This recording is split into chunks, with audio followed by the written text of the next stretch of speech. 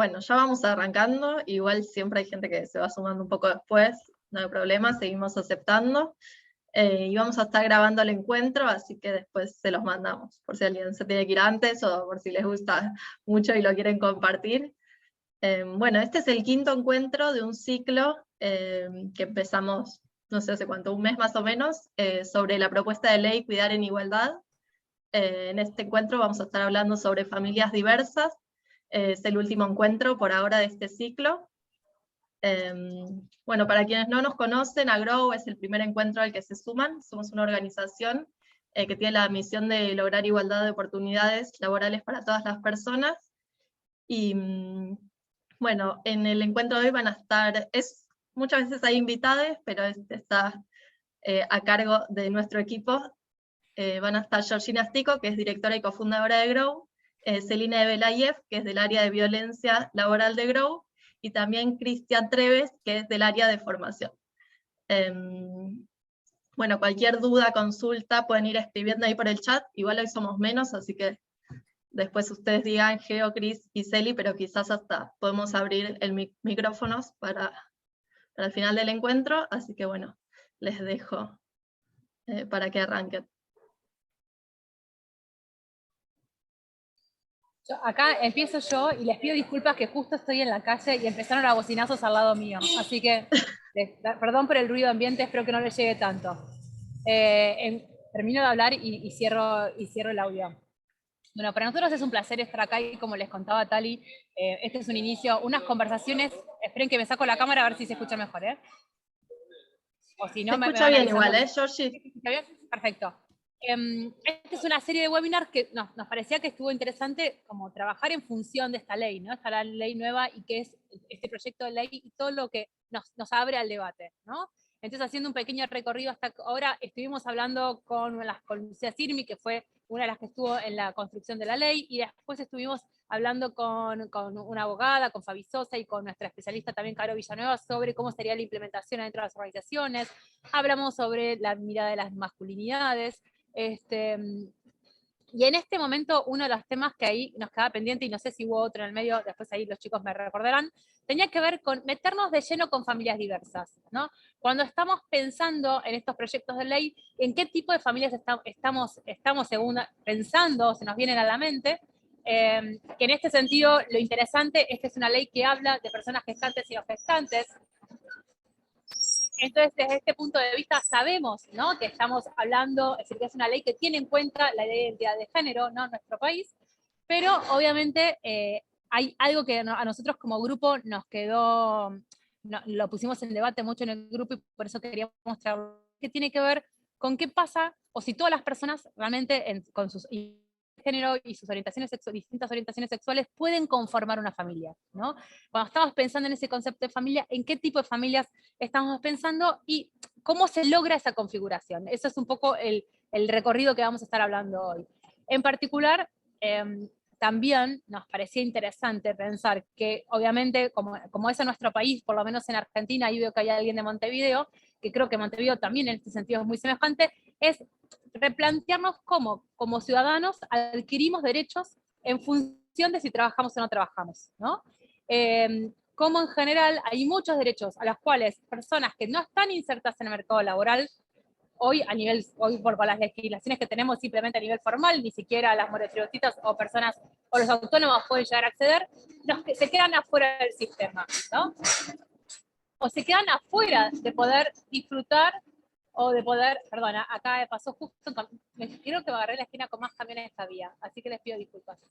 Se escucha perfecto, estamos Georgia. afuera de adquirir determinados derechos. Entonces, esto es lo primero que tenemos que pensar, ¿no? ¿Quiénes son los que finalmente se insertan en el mercado laboral para después poder disfrutar de estos derechos?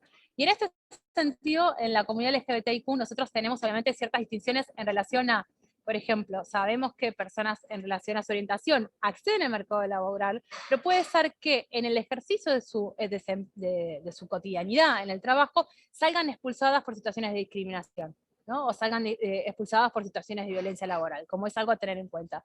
Y después tenemos a quienes en general ni siquiera se insertan laboralmente, como pueden ser las personas trans. donde sabemos, por lo menos con números que nos ha compartido Contrata Trans, una asociación argentina que trabaja específicamente en la inserción laboral de las personas trans, que el 70% de las personas, una vez que hacen su transición, no van nunca más a una entrevista laboral, ¿no? No solamente porque ellas no lo desean, sino también porque muchas veces tampoco las llaman. Es decir, hay un bache y una deuda pendiente súper estructural que nos debemos como sociedad, ¿no? Que no es solamente una cuestión del Estado, que obviamente es una cuestión del Estado, pero también que creemos que todas las instituciones empleadoras tienen ahí una deuda pendiente, ¿no? Entonces, sabemos ya que hay una población dentro de esta comunidad que ni siquiera está accediendo al mercado laboral y por lo tanto tiene imposibilitado el acceso a estos derechos, que es el derecho al cuidar, que es lo que plantea esta legislación.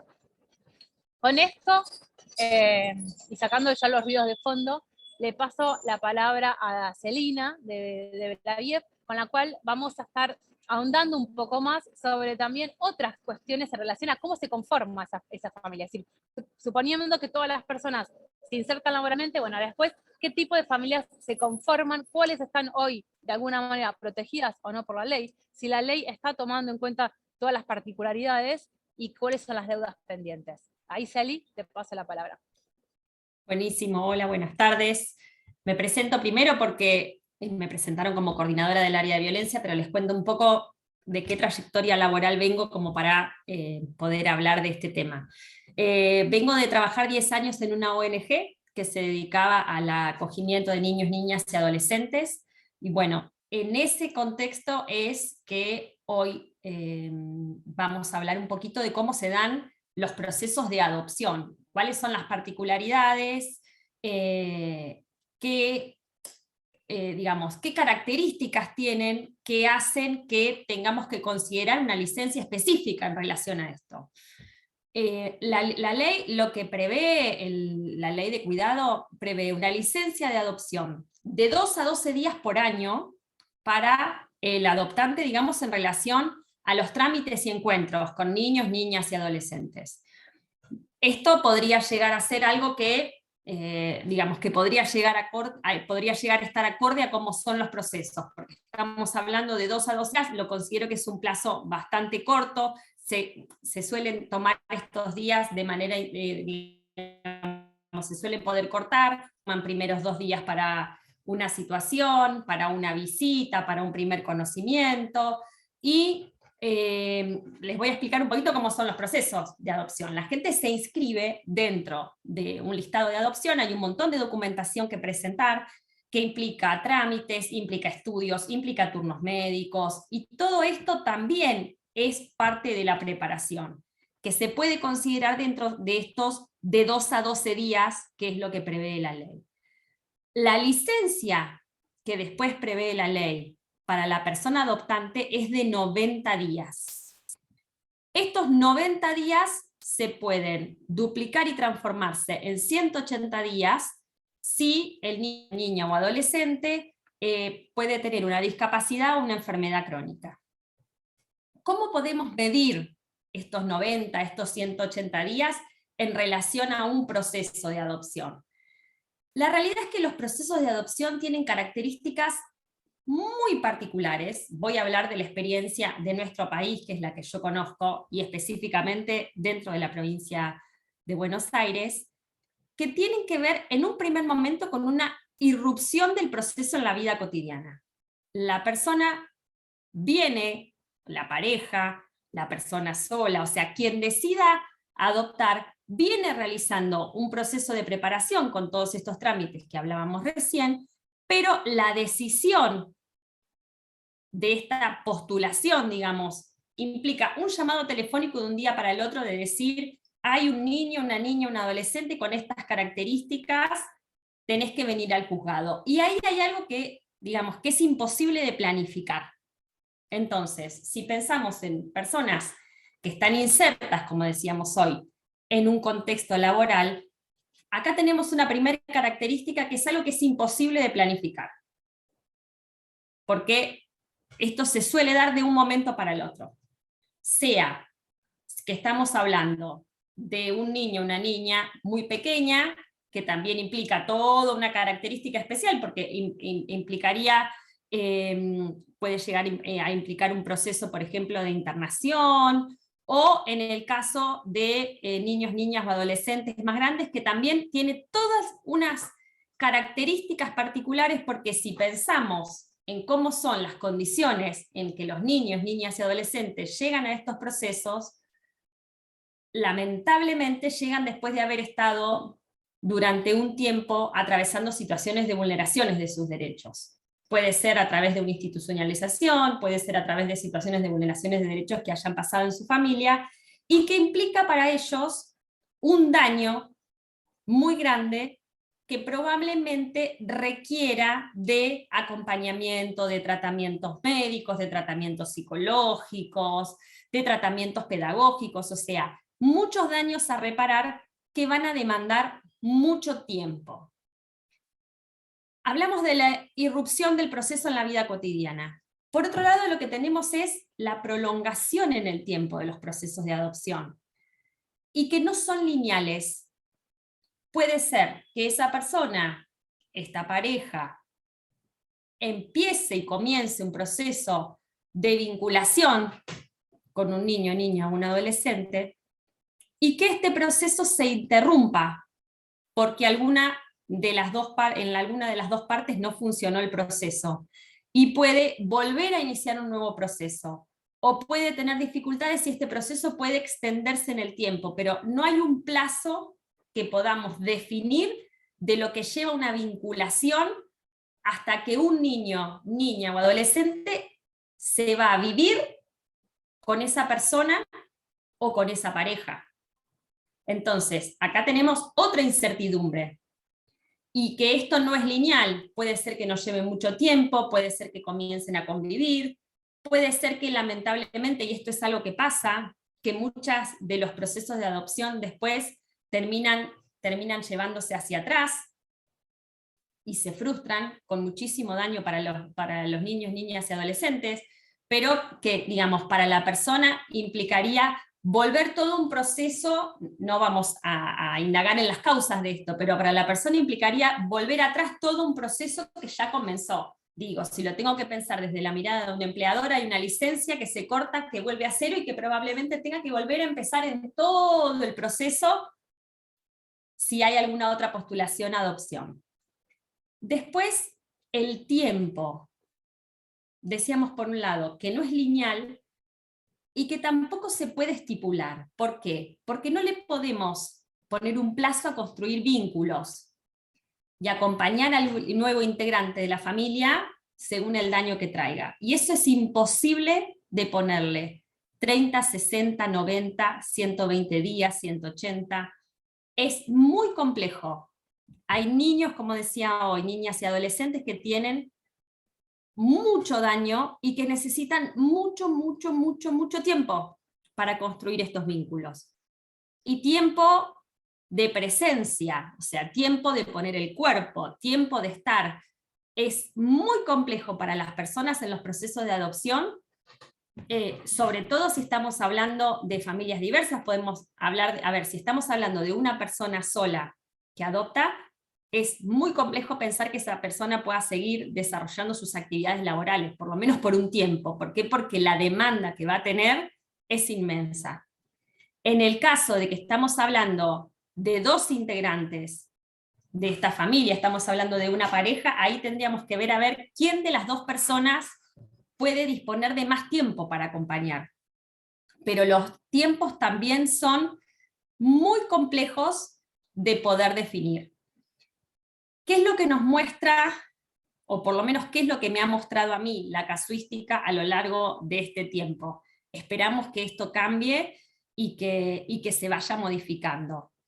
Que si bien lo que vemos es que la accesibilidad de la adopción está para matrimonios y los convivientes del mismo sexo, en una institución con una estructura tan rígida como el Poder Judicial, lo que uno observa es que aún hay resistencias que se manifiestan en que priorizan la adopción de niños más pequeños o niños con menos daño para parejas heterosexuales, y niños que cuentan con mayor edad o que presentan más dificultades digamos, se otorgan a personas solteras o de uniones del mismo sexo, lo que implica que las familias de uniones del mismo sexo, las personas solteras, requieran de mayor cantidad de tiempo para disponer, para dedicarle a este proceso. En relación a la adopción, como les decía hoy, me parece que la síntesis se caracteriza en la necesidad de tiempo, en la irrupción, en que no es un proceso lineal y en que es imposible definir de antemano para la persona si voy a necesitar 30 días, 60 días, 90 días, 120 días, porque es una incógnita de cuál va a ser el requerimiento de ese niño, niña o adolescente que va a maternar, que va a paternar, que va a criar esta persona. Por un lado tenemos el tema de adopción.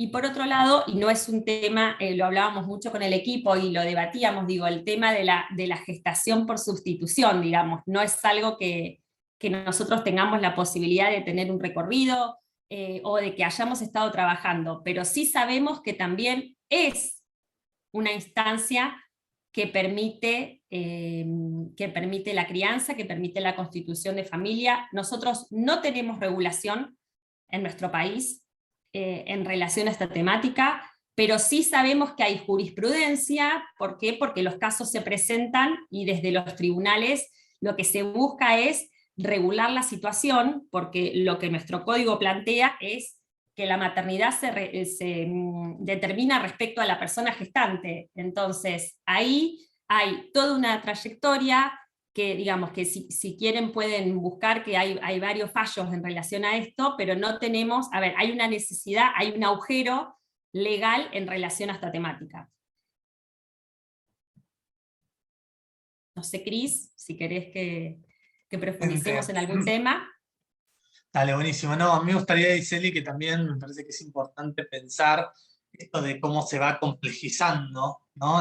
el debate sobre el cuidado, cuando uno empieza también a tener una mirada más plural, ¿no? Cuando esta famosa transversalización de la perspectiva nos permite empezar a mirar a quienes cuidan por fuera de los roles clásicos, ¿no?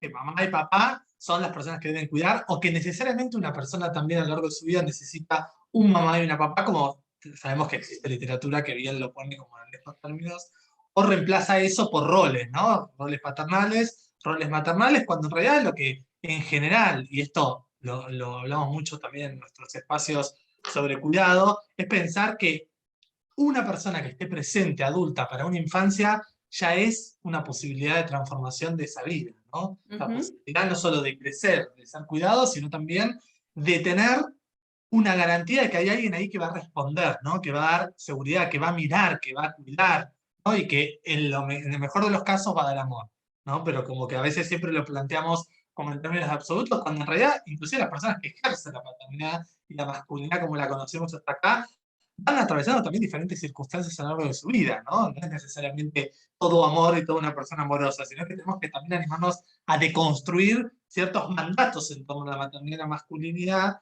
y la paternidad y la feminidad, que también va a abrir el panorama a empezar, bueno, ¿qué pasa con el resto de las configuraciones familiares, ¿no?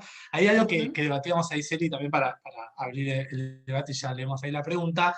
¿Qué va a pasar también a lo largo de la historia, sobre todo la historia reciente argentina, cuando las poblaciones que tenemos sabemos que van a envejecer, ¿no? Y que vamos a tener una población también en Argentina bastante grande, ¿no? Esta edad que va a superar las expectativas de tener una población que va a ser muy parecida a otros países que ya experimentan, en donde el cuidado se pone también en tensión, ¿no? No solo el cuidado de los primeros tiempos de vida, sino también esos cuidados a posterior. Y cuando las configuraciones familiares ya ni siquiera son entre personas que tienen una relación sexoafectiva, bueno, ¿quién cuida? ¿No? ¿Quién cuida a esas personas que conviven en un mismo domicilio, pero no hay un lazo afectivo o emocional de obligación? Y ahí tiene que salir, ¿no? También las familias, o si no hay familia, ¿quién sale a responder ahí, ¿no? Algo que no nos planteamos tanto, pero va a venir, digamos, va a ser una problemática también del futuro. No sé cómo lo pensamos ahí, pero ahora lo vamos a retomar. Y también Nora acá plantea qué sucede cuando después de haber dado una adopción un niño, niña, bebé, adolescente, la madre biológica se arrepiente? Esa es una pregunta ahí alguna experiencia que hayas tenido, Celi. Sí, en realidad, Nora, por eso los procesos son tan largos. Quien determina el estado de adoptabilidad de un niño o adolescente es la justicia. Hay situaciones donde las mujeres plantean directamente esto que decís vos, de dar en adopción, porque reconocen su imposibilidad, porque reconocen que se encuentran en una situación de riesgo, porque tienen muchos hijos, y ahí, en esto de poder hacer una mirada diferente a lo que es la maternidad, a lo que es el cuidado, podemos decir que una mujer dé en adopción a su hijo no significa que lo haya abandonado, sino que considera que no tiene las condiciones como para poder brindarle el cuidado que ella cree, y digamos, es una decisión durísima, pero muchas veces, y hay muchas experiencias de estas, se hacen por el interés superior y la protección de este niño. En un primer momento, cuando se regula el proceso de adopción, se regula lo que se llama una adopción simple. Yo no soy abogada, y aclaro por si hay algún abogado en el equipo, dentro del público lo explico desde mi experiencia de trabajadora social. Esta de proceso de adopción simple, que es la primera medida judicial, primero se da una guarda, la medida judicial de guarda, esto se puede revocar, que es esto que yo les explicaba recién, cuando hay procesos que puede ser que avancen y retrocedan. Se puede dar una adopción simple y ahí de repente hay una madre que no podía y por alguna circunstancia empieza a acercarse y empieza a poder, se puede revocar esa adopción. Lo que no se puede revocar es la adopción plena. Pero los procesos judiciales son tan largos que estas cuestiones suelen considerar. Al revés, lo que pasa con los procesos de adopción es que suelen ser demasiado extensos. Digamos, no en procesos de vinculación, Nora, sino hasta que se determina que un niño, niña o adolescente entra en lo que se llama el estado de adoptabilidad. Claro. Y ahí, Celi, pensando en esto de las necesidades, ahí con tu mirada de trabajadora social creo que lo tenés como súper aceptado y habrás visto que una de las grandes problemáticas es el cuidado. No solo para las personas que tienen que cuidar, sino también para quienes no son cuidados, ¿no? Sobre todo en estas etapas tan tempranas en donde claramente necesitamos sí o sí de un otro. Y también para desarmar esta idea, esto lo traíamos muy dando cosas de los webinars y de este ciclo que ya estamos cerrando. Y cuando planteamos también qué es el cuidado, cómo pensamos el cuidado, es pensar el cuidado que es algo transversal a lo largo de toda nuestra historia de vida, ¿no? Cuando nos enfermamos, cuando nos pasa algo, cuando nos separamos, tenemos tan mal manejo de la gestión de las emociones, ¿no? Que no nos damos cuenta que necesitamos cuidado en instancias inclusive tan simples como haber tenido un mal día de trabajo, quizás, ¿no? Y ahí es escucha de un amigo en un momento, en una determinada situación de angustia, todos necesitamos. El tema es que nos vamos acostumbrando a que el cuidado vaya desapareciendo y que tenemos que poder solos, ¿no? Con esta idea también muy desde la meritocracia de creer que vamos solos por la vida y nos hacemos solos y crecemos solos, ¿no? Cuando en realidad estamos atravesados por infinidad de relaciones. En tu caso, en tu experiencia también como trabajadora social, ¿cuáles crees que son las faltas en materia de cuidado, ¿no? Y que son los emergentes más claves que quizás hacen que necesitemos que las leyes de adopción se aceleren para que haya esos núcleos familiares para esas infancias que quedan desprotegidas? En realidad hay falta de política pública.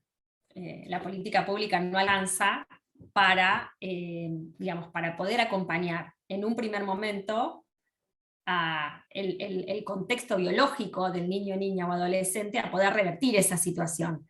Entonces, al no poder brindar ese acompañamiento en una primera instancia para ver si realmente funciona, si no funciona, si hay una situación de riesgo, si se puede revertir, lo que pasa es que se termina extendiendo mucho tiempo, se termina extendiendo esta decisión y capaz un niño que está viviendo en una situación de riesgo de vida, por ejemplo, desde que tiene 1 año, con una madre que plantea un montón de dificultades y que no está pudiendo y que no hay otros familiares y que no se encuentran otras personas dentro de la primera red comunitaria que se pueda llegar a acompañar, implica que esta medida se toma recién, por ejemplo, cuando el niño tiene de 6, 7, 8 años en adelante. Entonces se ha perdido para el niño mucho tiempo. Siempre en adopción lo que nosotros decimos es que no podemos pensar en familias que necesitan hijos, porque el objetivo de la ley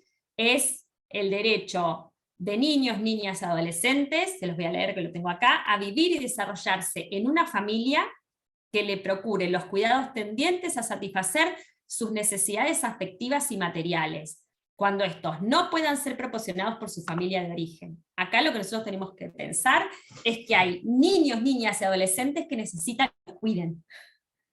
Y ellos siempre tienen que ser el centro de la cuestión.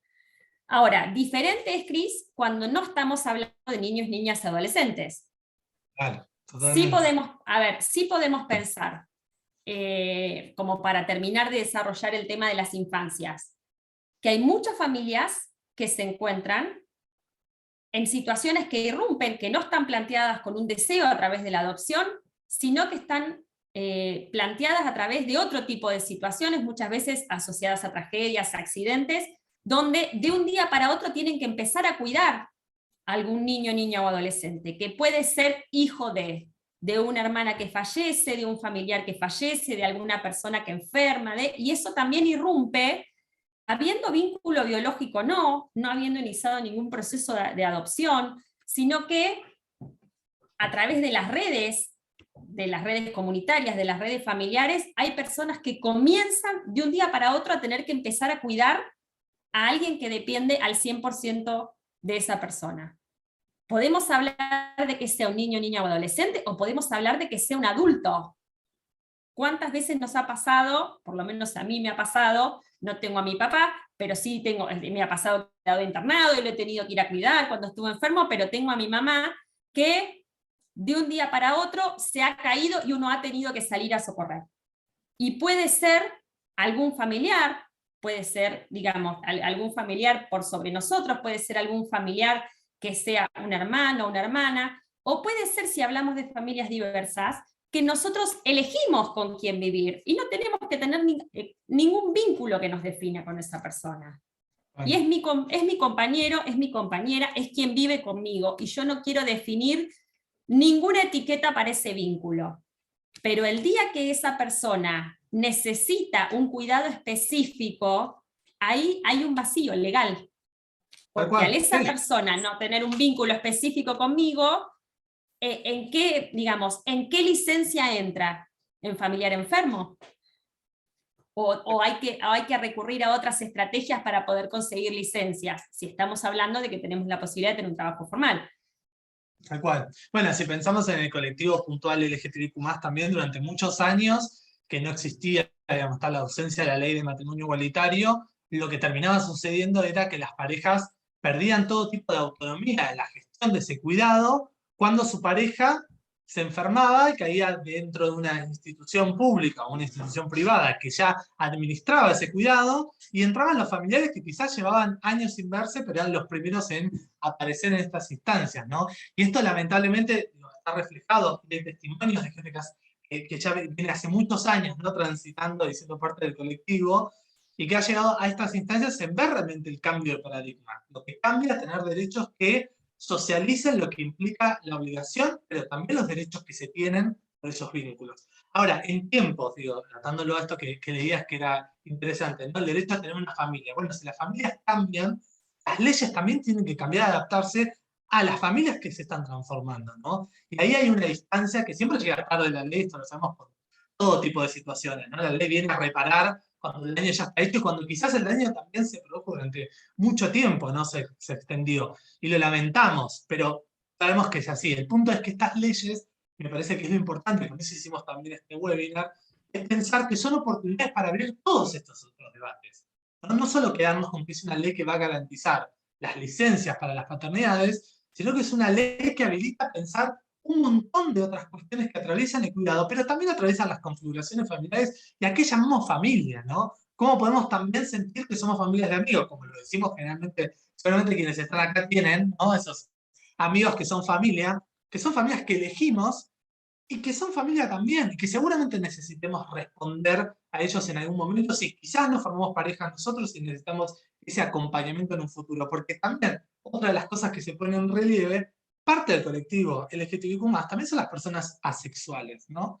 Acá hay algo de empezar a desarmar la idea de que una persona es también con lo que es desde sus relaciones sexoafectivas. Quizás no, y estas personas también empiezan a mostrar, ¿no? Y empiezan a traer la diversidad también que somos como población. Y ahí también empezar a desarmar la idea del amor, del romanticismo, de lo que necesitamos para sobrevivir, y quizás son lazos sociales, son otro tipo de afectos que se van generando, ¿no? Afectos y no afectos, sino que son justamente redes que se generan entre nosotros para tratar de, bueno, subsistir y desarrollarnos. Entonces ahí me parece que estas leyes empiezan a mostrar todo el vacío que hay detrás todavía, ¿no? Que una ley detrás de otra ley no siempre es un crecimiento, sino que nos dejan más preguntas, ¿no? Digo, tuvimos ley de matrimonio igualitario, ahora iba a presentar una slide justo a compartir para ver algunos hitos también desde la comunidad, aprovechando que ayer fue el 28 de junio, ¿no? Y sabiendo que fue el Día del Orgullo y todo lo que implica dentro del colectivo, pero me parece importante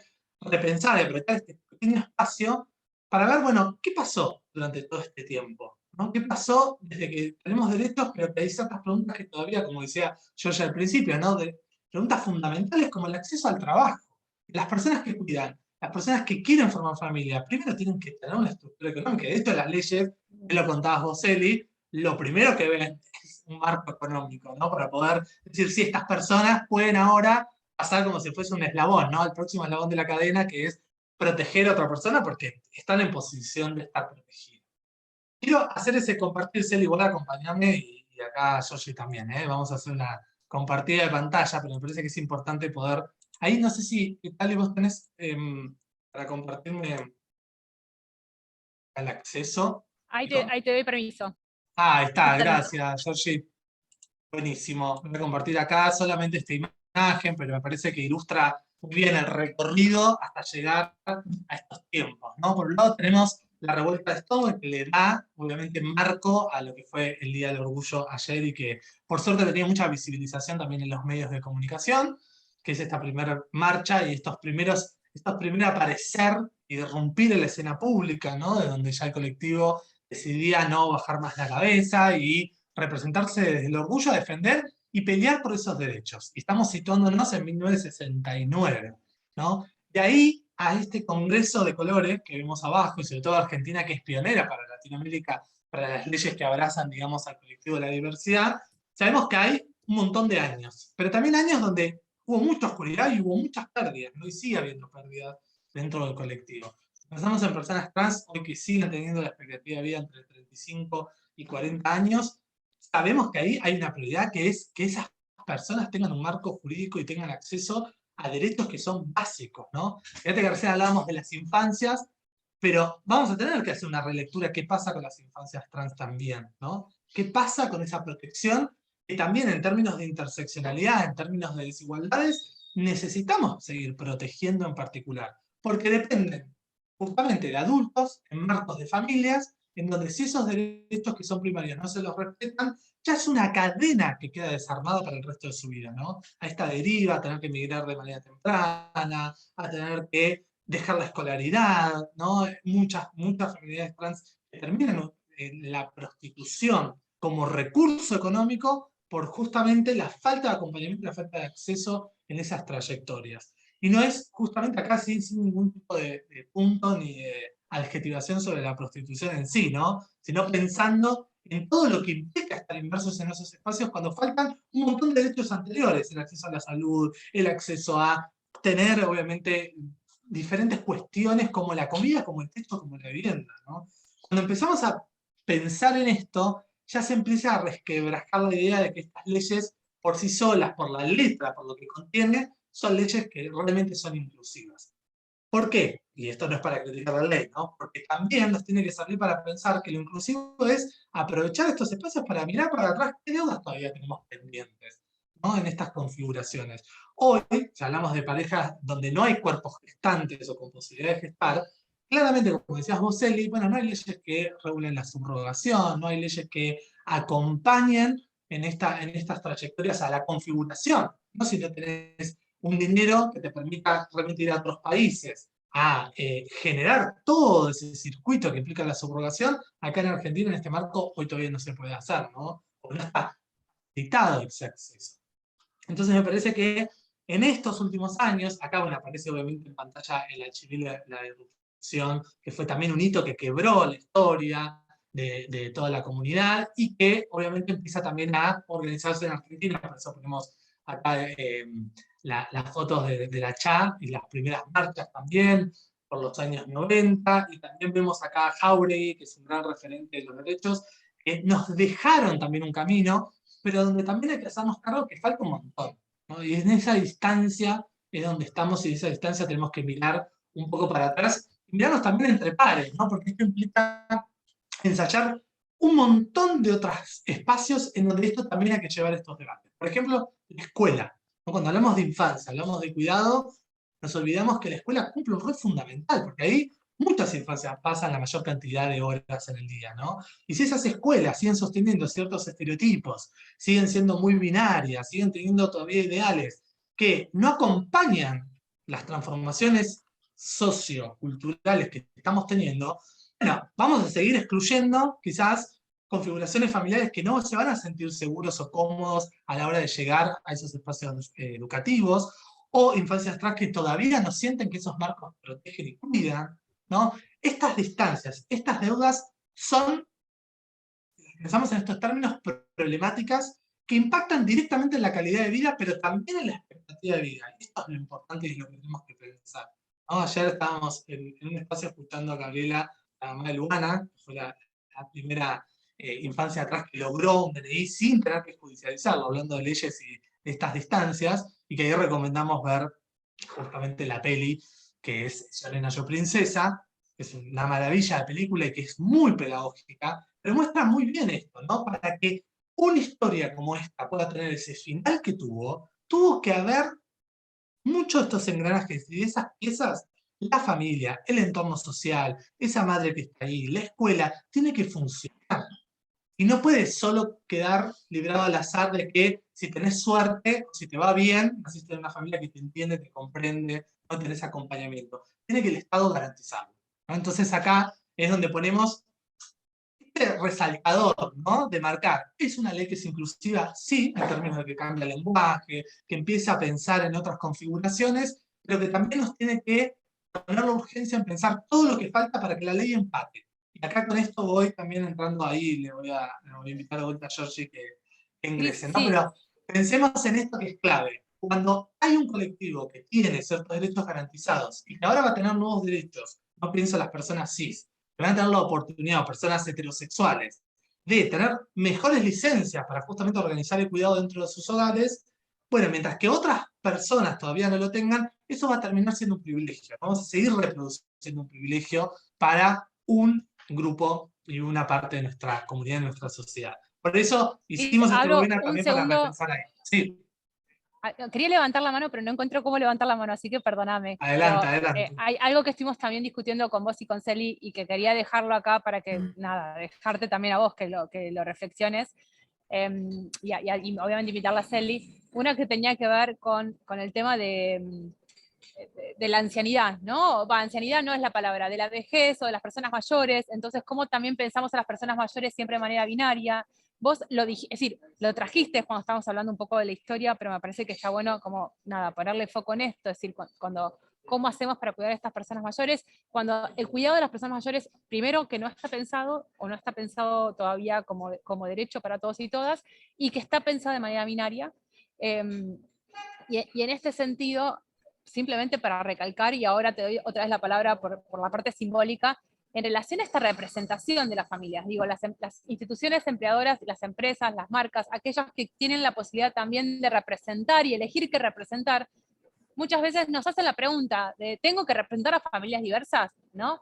Y ahí lo interesante, por lo menos de nuestra experiencia, es cuando les mostramos que ellos no se hacen la pregunta si tienen o no que mostrar una familia heterosexual, ¿no? La familia tipo, de papá, mamá y 2 hijitos. Es decir, esa pregunta no se la hacen y la muestran. Entonces, como muchas veces en una misma publicidad, en un mismo flyer de comunicación, puede ser tanto de comunicación interna o externa, naturalmente o espontáneamente mostramos las familias y lo hacemos es decir, tan naturalmente que ni nos preguntamos si es lo que hay que hacer o no. Ahora, cuando tenemos que traer o repensar a las familias diversas, sí, es una pregunta que nos hacemos y que nos detenemos a pensar. Entonces, vos hacías mucho hincapié en el Estado, que obviamente nosotros estamos todas, Grow, ahí súper apoyando, pero quiero que quede claro que todos acá, las instituciones, tenemos esa responsabilidad también, ¿no? De naturalizar la diversidad. Ese Tal cual. sería como nuestro fin. Y sabes que yo sí, justo eso está muy en relación con el debate que se está dando en función a la nueva peli de Disney, ¿no? De Buzz Lightyear, cuando está ese beso entre dos mujeres y el escándalo que generó. Y uno ahí, en esos pequeños momentos, se da cuenta de la distancia de lo que traía Celine, ¿no? Cómo la ley se separa de la cultura, ¿no? La distancia que tenemos, la ley marca que hoy tenemos matrimonio igualitario, pero en donde hoy todavía nos escandaliza un beso entre dos mujeres en público. Esas muestras de afecto, esas familias conformadas, por ejemplo, por dos mujeres, en un jardín de infantes, ¿van a estar habilitadas? ¿Estamos preparados como sociedad, por ejemplo, para ver una familia termina un acto, egresa un hijo de una pareja de dos mujeres que se besan en público? ¿Estamos preparados realmente? ¿Esos entornos sociales están dados y están, como decías vos, Georgie, ¿no? ¿Están naturalizados? ¿O nos va a escandalizar? Y eso va a traer miradas, va a traer comentarios, va a traer una incomodidad. Y bueno, si nos preguntamos el escándalo que generó solo una película que dura microsegundos y que en realidad no está violando ninguna ley. Esto es lo paradójico, ¿no? Que cuando hablamos de leyes, hablamos del escándalo que genera, bueno, el escándalo nos tiene que dar los que son violaciones a las leyes, ¿no? Digo, ahí se nos tiene que erizar la piel. Como cuando hay leyes que todavía tienen que condenar ciertas cuestiones como el abuso, la violencia, no funcionan, y no funciona esa articulación, pero en un beso que además hoy ya es un beso legal.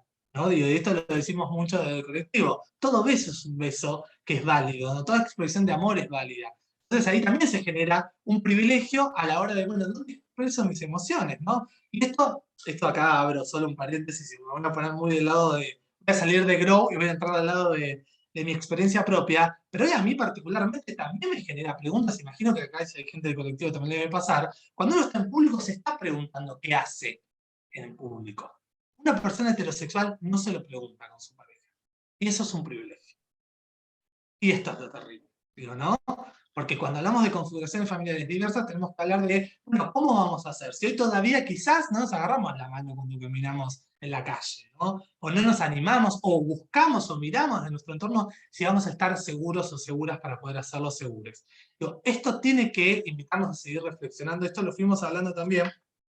Y traigo esta idea de salir de salir, digamos, de la idea de género, de lo estereotipado, y esto que traías también de la adultez, ¿no? Bueno, también es un espacio que hay que ensayar, la diversidad en la población adulta. Hay que seguir pensando cómo van a ser esos espacios, ¿no? Si van a ser los centros de jubilados, en general participan igual, por lo que venía escuchando, más feminidades que masculinidades, así que eso también es terrible, ¿no? Porque las masculinidades todavía ni siquiera llegan a esos espacios para sentir que todavía están activos, ¿no? Que no es solo el mundo del trabajo para el varón, que el varón también tiene otro mundo más allá del mundo del trabajo. Siguen llegando las feminidades y encima se sigue feminizando mucho esos espacios de socialización que aún perduran, ¿no? Que son muchas veces autoorganizados dentro de la población, pero no está garantizado realmente desde espacios gubernamentales, desde el Estado, de otras organizaciones.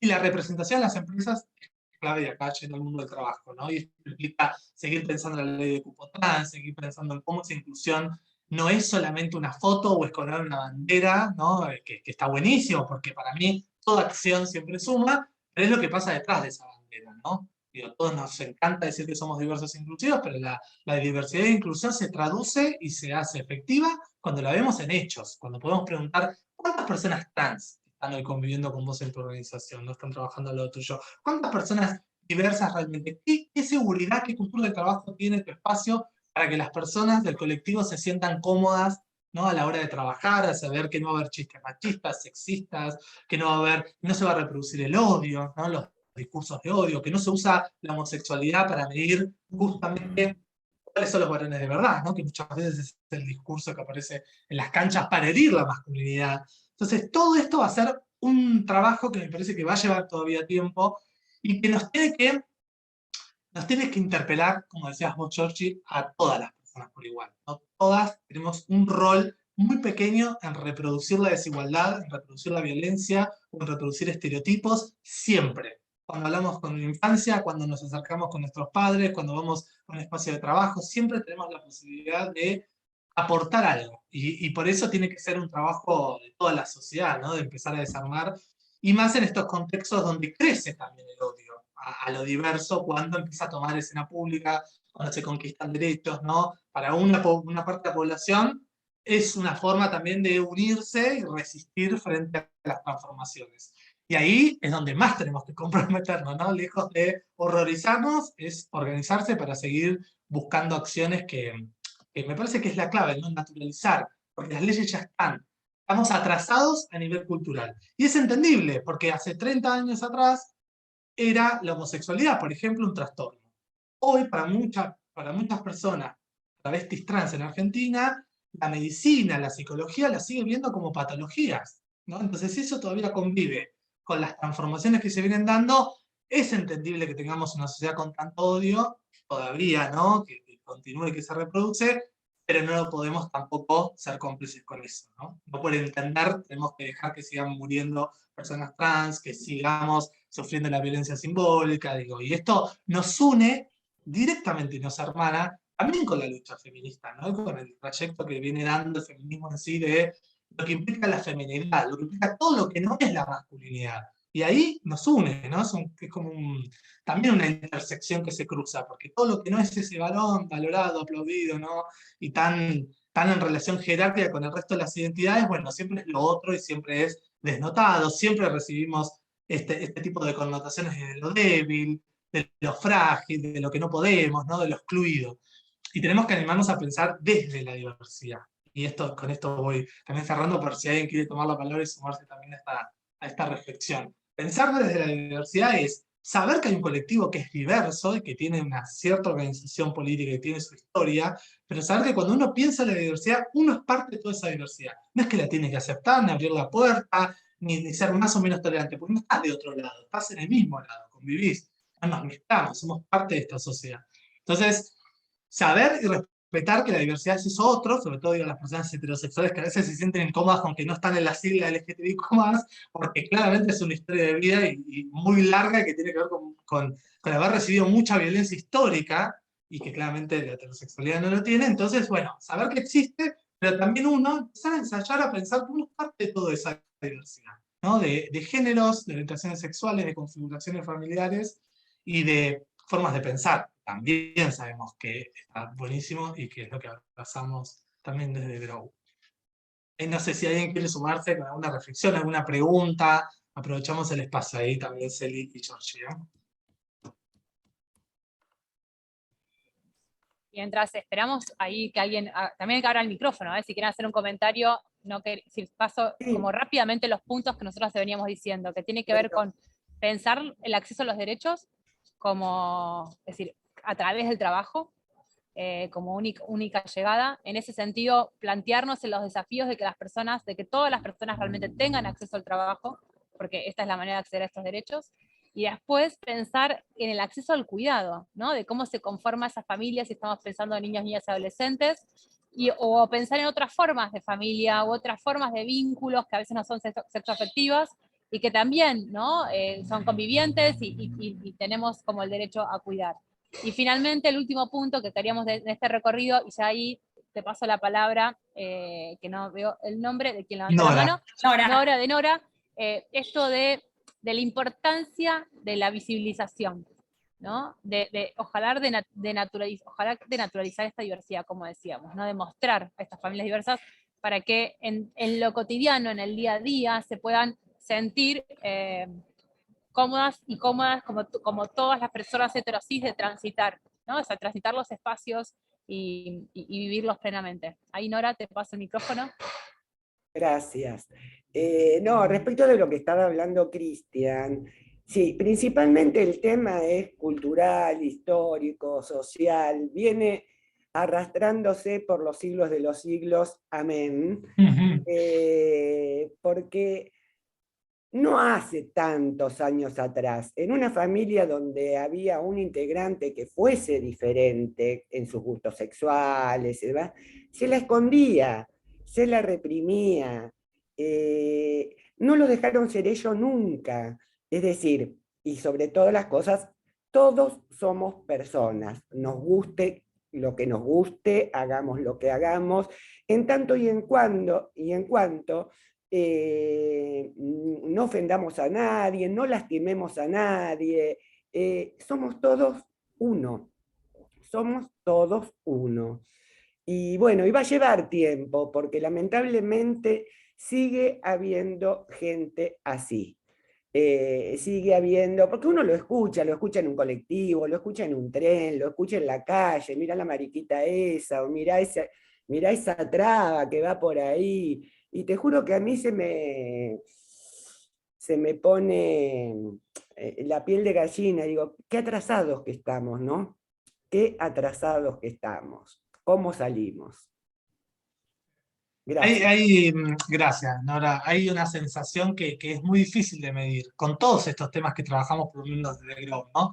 Y nos pasa constantemente a diario. Acá abro un poco lo que nos sucede, ¿no? Sale una noticia, creemos que estamos muy mal y que la sociedad está para atrás. Sale otra noticia y decimos, ah, no, pero mira, ahora ya se permitió esto y pasa esto y a este nuevo derecho, esta nueva ley.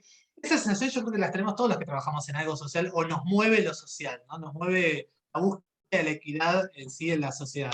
Lo difícil es encontrar un punto medio y yo creo que tenemos que encontrar el equilibrio para estar sólidos, para condenar lo que hay que condenar y para no dar lugar a que la espera en que nos transformemos o la espera también de pensar que las masculinidades tienen que tardar muchos años en aprender a cuidar. Bueno, no, digo, las masculinidades tienen que aprender como aprender las feminidades, a cuidar cuidando. Se aprende haciéndolo, ¿no? No hay mucho tiempo ahí, mucha distancia. Entonces, todas estas cuestiones me parece que cuando tenemos que prepararnos, estar sólidos, saber que estamos atravesando las transformaciones y que no sé si estamos mal o bien, pero que tenemos que seguir activos defendiendo porque también estos derechos, y los conquistados hasta acá, son derechos que se pueden perder de un día para el otro, y lo estamos viendo de Estados Unidos para acá, ¿no? Hay una tensión en América sobre los derechos de ciertas comunidades, que más que podemos pensarlas como minorías, no, ahí hay debates, pero comunidades que claramente sufren la desigualdad, vamos a ponernos en estos términos, ¿no?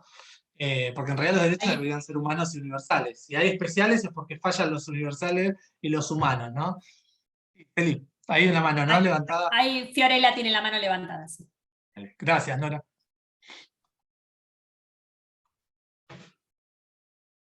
Fiore. Estás muteada todavía, Fiore. Ahí. No me Ahí podía está. desmutear, perdón. No, a mí me interesa pila el tema de los cuidados, en general es básicamente a lo que me dedico y no sé, como que siento que es algo importante para los demás y para mí, pero también como han hablado de los cuidados hacia los que cuidan también, ¿no? Y esto de cuando no estás en el mercado laboral, como me pasa a mí, que yo estoy a veces inserta, a veces no, como te quedás por fuera de todo. O sea, acá por lo menos en Uruguay sí tenemos, ponele, salud pública, la facultad más o menos, o sea, es pública, pero está, si querés imprimir algo, comprarte un libro, ya va por tu parte. Pero esa sensación de que si no estás en el mercado o no tenés cierto nivel adquisitivo, como, no sé, de una exclusión re fuerte y re violenta, que es como, bueno, como que genera también como violencia con quien sí tiene, que en realidad de repente esas personas no tienen nada que ver, pero se genera igual, de todos modos. Y lo otro que está complejo acá, por lo menos en el tema del lenguaje inclusivo, ¿no? Como hay un rechazo muy, muy fuerte y como si fuera a afectarle, no sé, cambiarle qué, eso es lo que no entiendo, cambiarle qué a la otra persona. Yo la otra vez lo hablaba con mis hermanos y mis hermanos, que estaban eligiendo un regalo y yo dije, no sé, preguntaron tipo, ¿con lenguaje inclusivo o no? para mí, yo dije, obvio, inclusivo, o sea, no hay nada que hablar. Y los otros 4 dijeron, no, que qué horrible, que mi pareja se muere porque tus hijos crezcan viendo eh, que lo más sano o natural sea incluir a todas las personas. No sé, me pareció como, qué distinto en el lugar que estamos y no lo había visto así hasta ese momento. Digo, es cuestión de derechos nomás, tipo de que todas las personas se sientan incluidas y bajar un poco los niveles de violencia que hay por todos lados. Tal cual. Y Sí. ahí en un momento que vos dijiste, Cristian, como que las personas heterosexuales teníamos menos violencia, sí es verdad, pero viste que hay para todos los gustos de violencia y le buscas porque tiene lentes, porque es gordo, porque es flaco, porque... Claro. No, por eso. Es que no podemos Nada, hacer un ranking de el violencia bullying, porque todo. estamos en el Digo, problema. además le podemos sumar la exclusión por la orientación sexual, ¿no? Pero, no sé, me resulta como muy fuerte tanto rechazo. No sé. Y es que todo lo Cris, hago una otro observación asuma, ¿no? Sí, Georgie. chiquita, aprovecho que no pasa camión. Y digo esto, ¿no? Uno es, a ver, hoy a la mañana justo escuchamos a alguien nos decía que el bullying solamente existe en la escuela, ¿no? Entonces, entender que el bullying en la escuela existe como tal y tiene que ver con una cuestión de agresión, no es lo mismo cuando son menores que cuando no son menores, ¿no? Entender esa distinción, porque tiene que ver con otras cosas más complejas. Cuando somos adultos es violencia, ya deja de ser bullying, ¿no? Y pasa a ser discriminación, ya tiene como otra entidad. Y por otro lado, solamente esto que sé que Cris lo va a extender más, seguro, el tema de por qué nos molesta tanto, ¿no? ¿Qué es lo que estamos perdiendo? Es decir, ¿qué sentimos o qué sienten las personas que se molestan? Por ejemplo, en este caso vos trajiste a Fiore con el tema del lenguaje inclusivo, pero en realidad, ¿qué pasa con toda la agenda, no? De por qué nos molesta, es decir, ¿cuál es la incomodidad? ¿Qué poder sentimos que perdemos frente a esto? Lo dejo ahí, Cris. Dale, ¿sabes qué se me vino a nosotros que nos gusta, Celi y a Georgie, que trabajamos todos los días en conjunto? Nos gustan las metáforas. Voy a usar esta metáfora para quien vio esta película, solo va a servir para eso. Si vieron Volver al Futuro, vieron que hay un momento que lo de la foto y lo relativo del tiempo, que cuando va al pasado va al futuro, es como que siente que se desvanece, ¿no? Porque si cambió la mamá, ya no es la mamá y empieza a ser la novia o la pareja de otra persona, él no nació. Entonces hay todo un conflicto temporal en la película. Bueno, creo que un poco eso, miren, y es una metáfora que la vamos a llevar para los talleres porque es muy buena, me parece. Es un poco creo que lo que sienten las personas que históricamente se sienten representadas y cómodas en lo binario, ¿no? En ser varón y mujer, yo soy el varón típico, yo soy la mujer típica, estoy cómoda y de repente aparece una diversidad. Y sienten que van a desvanecerse como lo que siente ese personaje protagonista en la foto, ¿no? Va a haber otra configuración familiar, mi mamá no va a ser mi mamá. No, tu mamá va a ser tu mamá y vos te vas a poder seguir relacionándote con lo que quieras y con quien quieras, ¿no? Y como quieras. El punto ahí no se trata de eso, el punto se trata de que eso que vos sentís que es seguro para vos también sea seguro para otras configuraciones y para otras. Entender eso para mucha gente es un proceso enorme. El otro día salía de un taller, me subí y cuento todo esto y ya vamos. Salgo de un taller y me subo automáticamente a un transporte privado, ¿no? Un Cabify. Íbamos charlando y lo primero me pregunta, bueno, ¿de qué trabajas? ¿Estabas haciendo? Que justo era acá, que no sé qué. Empezamos la anécdota y automáticamente dije la palabra género. Imagínense que se despachó esta persona a sacar todas sus dudas, sus miedos habidos y por haber. Yo dije, bueno, Cristian, este es otro taller, renovar la energía, empiezo de vuelta. Hice todo un trabajo hermoso, porque era una masculinidad muy conflictuada con que él respetaba todo, pero no entendía. Esta misma pregunta, si era que traemos, ¿no? ¿Y qué dice? Simplemente, ¿no? Como yo puse su propia subjetividad a trabajar, ¿no? Que él mismo reflexione sobre su historia de vida. ¿Por qué? ¿Cómo te relacionaste? ¿Cómo descubriste tu sexualidad? ¿Fue entre varones o fue entre mujeres? No, y de repente descubre que su sexualidad también fue entre varones. Eso no lo determinó como homosexual. Fíjense todo, digo, no sé cómo terminé, cómo empecé hablando de eso, terminé en eso, con esta persona en ese trayecto de viaje. Pero así fue. ¿Por qué? Porque hay una necesidad de comprender. Nosotros Nosotros, de nuevo, entendemos que la gente necesita comprender, necesita hablar de estos temas, necesita reflexionar, debatir, entender qué es la sigla, entender qué es el LGTBIQ+, entender por qué hay derechos que son diferentes y por qué yo como heterosexual y cis no tengo derecho. La gente necesita ese proceso. Ahora no alcanza porque mientras tanto siguen muriendo mujeres trans.